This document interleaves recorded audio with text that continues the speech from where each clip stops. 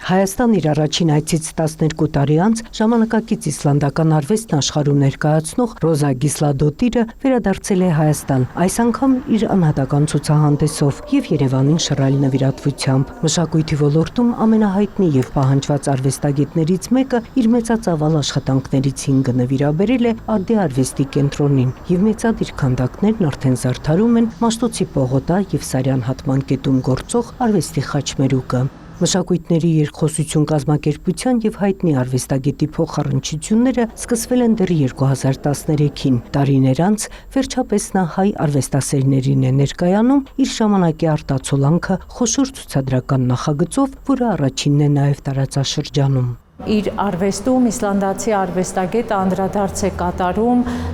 մարդկության քաղաքակրթություններին եւ ինչպես հունահռոմեական շրջանից մինչ այսօր այդպես պատմական էքսկուրս է անցկացնում եւ նաեւ իրեն շատ է հուզում սոցիալական խնդիրները, քաղաքական խնդիրները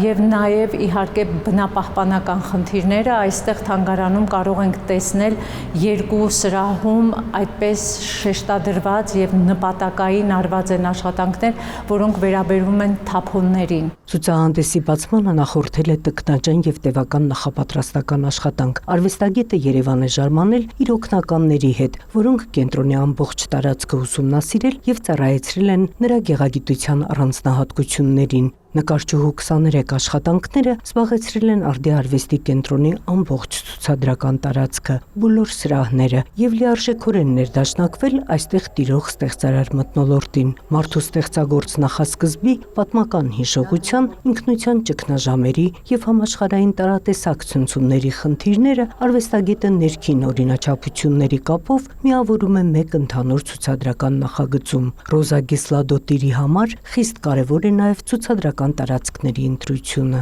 Յուրաքանչյուր անհատական ցուցահանդեսի ընթացքում Տիկին Գիսլադոտիրը նաև մեկ սրահ հատկացնում է տվյալ թանգարանի կառույցին, որովհետև այդ ընթացքում աշխատում է նաև կառույցի հետ եւ մեր դեպքում, Հայաստանի դեպքում, Երևանի դեպքում դա առաջի սրահն է, որտեղ ներկայացված են երկրաչափական առարկաներ եւ այստեղ նաև ինքը իր խոսքում նշեց, որ փորձել է պատկերել Երևանի